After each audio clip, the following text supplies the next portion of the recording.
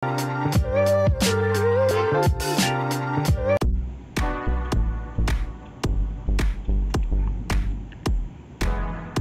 magandang araw po.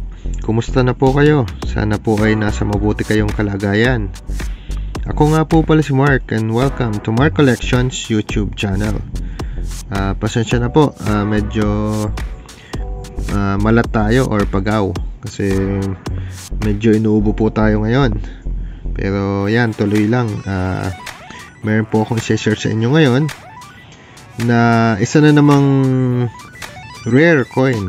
Yan. So bakit po ito rare coin? Kasi po mababa lang po yung mintage nito. Yan.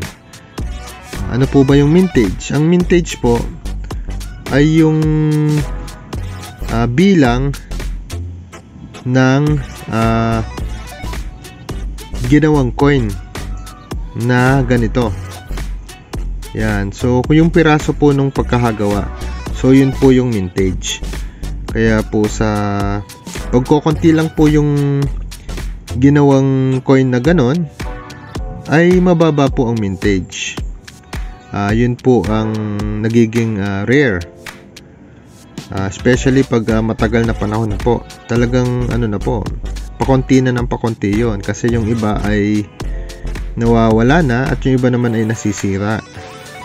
Yan, kaya po mahirap na po rin ngayon mahanap or makakita. Tulad po nitong i-share ko sa inyo. Ito po ay yung 20 centavos na ang year po ay 1903. Pero ito po ay yung isang variation. Ito po yung mababa ang mintage. Meron po kasing isang 20 centavos 1903 na mataas po yung mintage at yung madali pong makita ngayon. Ito po yung rare na variation. Yan, mamaya po sabihin ko po sa inyo. So ito nga po ay 20 centavos USPI. So ang USPI po ay United States Philippine Islands. Yan, ito po ay coin na ginagamit po sa Pilipinas nung time na sako pa po tayo ng Amerika. Yan. Ang coin po na ito ay silver. Ang composition po nito ay 90% silver. Yan. 90% silver po ito or pilak. At meron po itong diameter na 23 mm. Yan.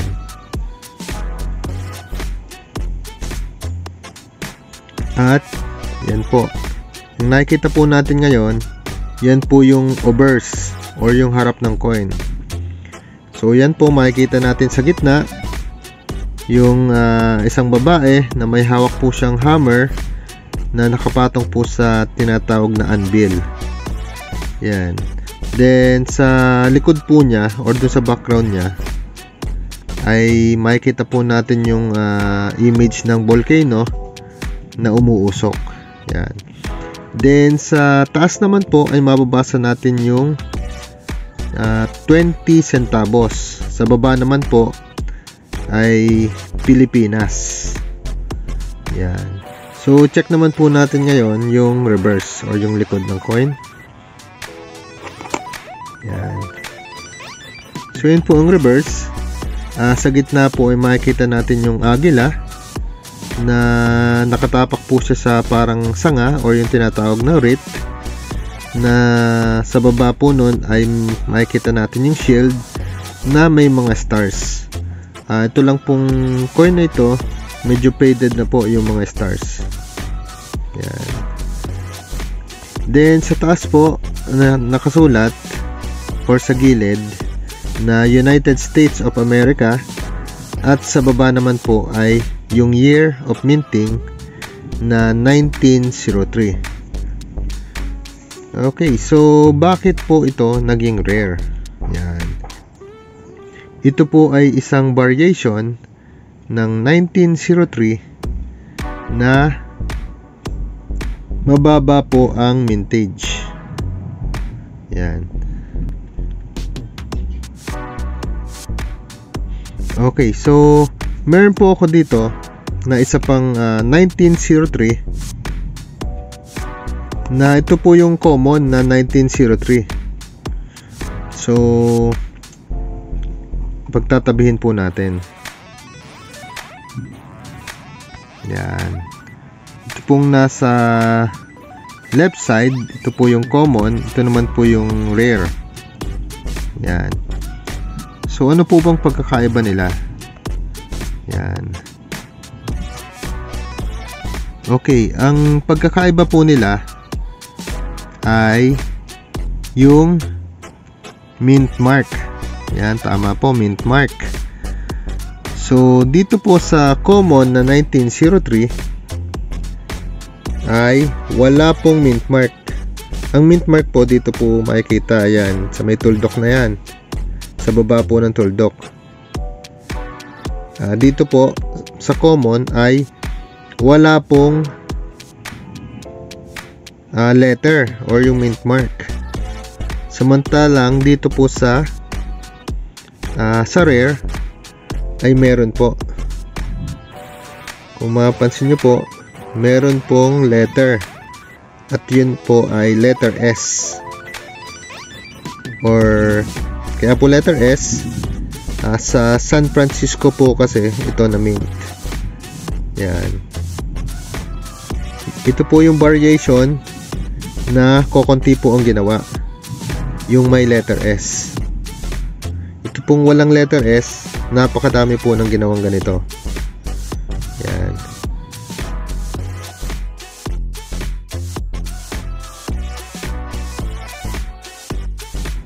Kaya po yung details ng coin ay napakahalaga, at kailangan po alam mo din, or alam din ng isang collector, para yun po, alam po niya kung ano yung may mas mataas na value. Yan. Okay, sasabihin ko po sa inyo yung mintage. Ito pong 1903 no mint mark, ang mintage po nito ay 5,353,000. So yun, napakadami. So mahigit 5 milyon ang ginawang ganitong coin, yung 1903 na walang mint mark. Samantalang ito pong may mint mark na letter S, or 1903S na 20 centavos, ang mint mark po nito ay 150,080. So yun lamang po, wala pa pong 200,000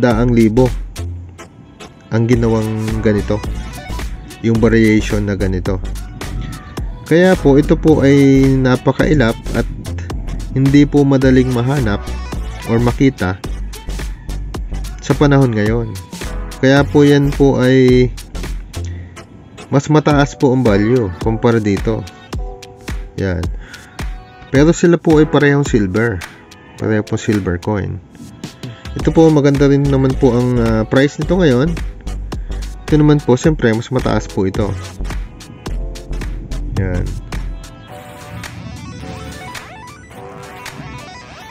Kung i-check po natin sa Numista website, ito pong common na 1903, ang fine condition po nito ay maabot na ng 520 pesos. Na kung uncirculated naman po, umaabot ng 2,600. Di mas lalo pa po itong 1903S. Malamang libo na po ang pinakababang presyo nito. Hindi na po bababa sa 1,000. At kung maganda pa po yung condition, mas lalo na. Yan po yung estimated price niyan.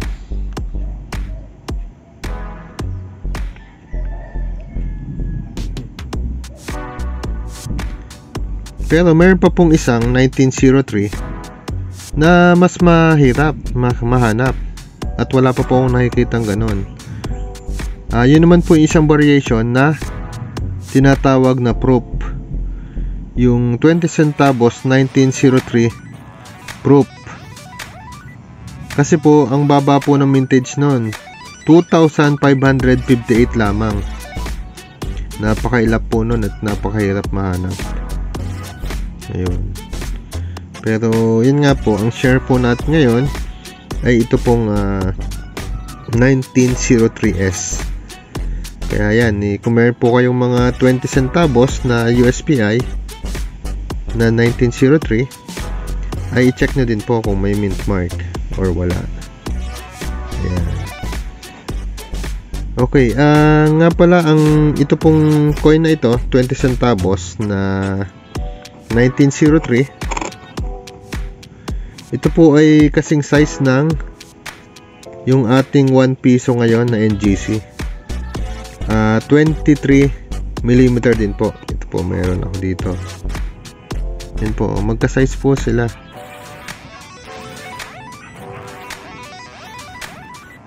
Ayan.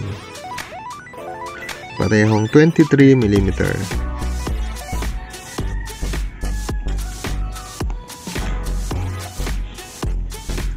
Okay, so yan lamang po ang sinare ko para sa video ito. Maraming salamat po ulit sa inyong panonood. Sana po ay pa-like at pa-subscribe na din po kung hindi pa po kayo nakapag-subscribe. At pa-click na din po ng notification bell para po updated kayo pag meron po tayong bagong upload na video. So muli po ay maraming salamat. Ingat po kayo palagi. God bless you po. Bye bye po.